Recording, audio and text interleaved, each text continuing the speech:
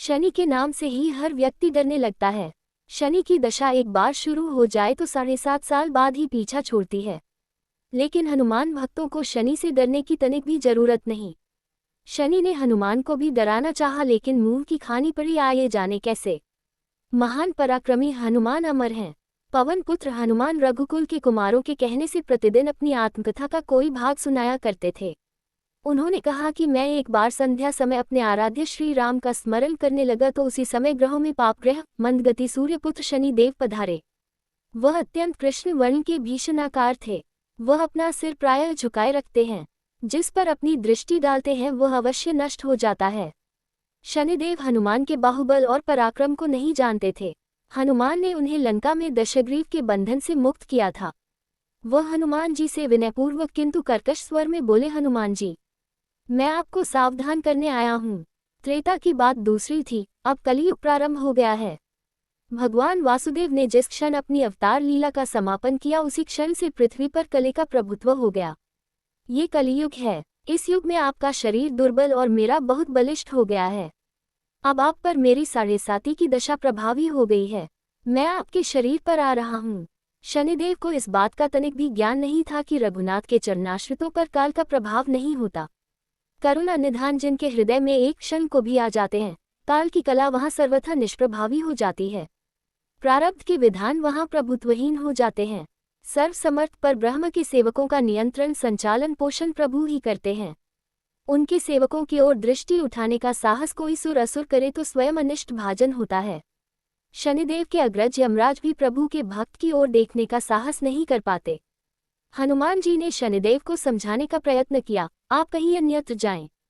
ग्रहों का प्रभाव पृथ्वी के मरणशील प्राणियों पर ही पड़ता है। मुझे अपने आराध्य का स्मरण करने दें। मेरे शरीर में श्री रघुनाथ जी के अतिरिक्त दूसरे किसी को स्थान नहीं मिल सकता। लेकिन शनिदेव को इससे संतोष नहीं मिला। वह बोले, मैं सृष्टिकर्ता के विधान से विवश हूँ। आप पृथ्वी पर रहते हैं, अतः आप मेरे प्रभुत्व क्षेत्र से बाहर नहीं हैं। पूरे 22.5 वर्ष व्यतीत होने पर 7.5 वर्ष के अंतर से 2.5 वर्ष के लिए मेरा प्रभाव प्राणी पर पड़ता है, किंतु ये गौण प्रभाव है। आप पर मेरी 7.5 आज इसी समय से प्रभावी हो रही हो। मैं आपके शरीर पर आ रहा हूँ, इसे आप टाल नहीं सकते। फिर हनुमान जी कहते हैं, जब आपको आना ही है तो आइए, अच्छा होता कि आप मुझ वृद्ध को छोड़ ही देते। फिर शनिदेव कहते हैं, कलियुग में पृथ्वी पर देवता या उपदेवता किसी को नहीं रहना चाहिए। सबको अपना आवास सूक्ष्म लोकों में रखना चाहिए। जो पृथ्वी पर रहेगा वह कलियुग के प्रभाव में रहेगा और उसे मेरी पीड़ा भोगनी पड़ेगी। और ग्रहों में मुझे अपने अग्रज यम का कार्य मिला है। मैं मुख्य मारक ग्रह हूँ और मृत्यु के सबसे निकट वृद्ध होते हैं, अतः मैं वृद्धों को कैसे छोड़ सकता हूँ। हनुमान जी पूछते हैं, आप मेरे शरीर पर कहाँ बैठने आ रहे हैं। शनिदेव गर्व से कहते हैं, प्राणी के सिर पर। मैं 2.5 वर्ष प्राणी के सिर पर रहकर उसकी बुद्धि विचलित बनाए रखता हूँ। मध्य के 2.5 वर्ष उसके उदर में स्थित रहकर उसके शरीर को अस्वस्थ बनाता हूँ। वह अंतिम 2.5 वर्ष पैरों में रहकर उसे भटकाता हूँ। फिर शनिदेव हनुमान जी के मस्तक पर आ बैठे तो हनुमान जी के सिर पर खाज हुई। इसे मिटाने के लिए हनुमान जी ने बड़ा पर्वत उठाकर सिर पर रख लिया। शनिदेव चिल्लाते हैं, यह क्या कर रहे हैं आप। फिर हनुमान जी कहते हैं, जैसे आप सृष्टिकर्ता के विधान से विवश हैं वैसे मैं भी अपने स्वभाव से विवश हूँ।